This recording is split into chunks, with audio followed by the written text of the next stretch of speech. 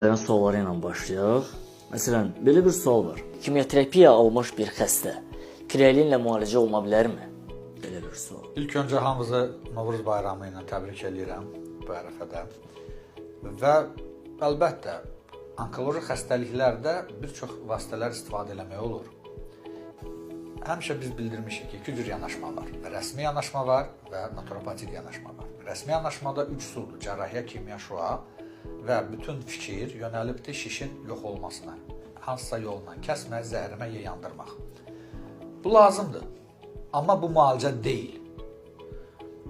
Şişi kəsməklə proses yoxa çıxmır, şiş prosesi bədəndə. Yenidən yarana bilir, metastaz verə bilir, residiv verə bilir, təkrar baş verə bilir.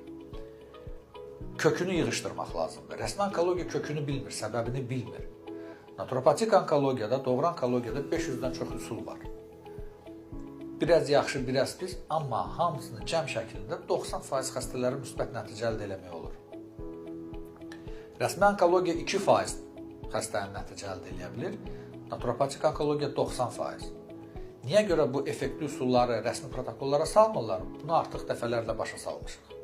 Amma fakt, integrativ onkologiya mərkəzləri var dünyada və onlar çox gözəl nəticə əldə eləyə bilirlər.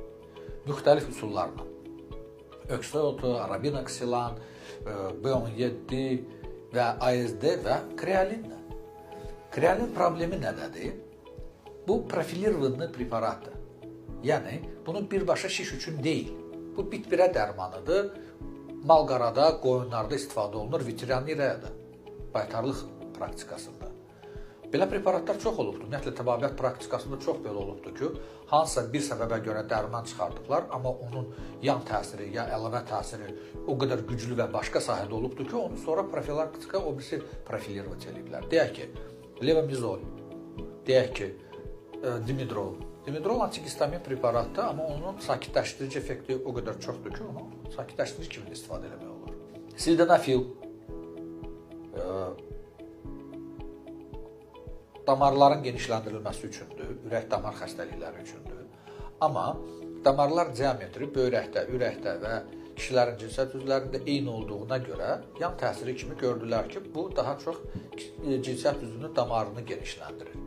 Və onu sonra dövr elədilər, Viagra preparatı kimi bazara çıxartdılar. Amma bu ürək-damar preparatıdır. Krealin. Biçarə qalan xəstələrimiz, onkoloji xəstələrimiz kim nə deyirsən istifadə edir. Bir çox şeylər var. Kerasin içən kim, urinoterapiya istifadə edən kim, krealin istifadə edən kim. Ölən ölür, qalan da deyir ki, filan şeydən sağaldım.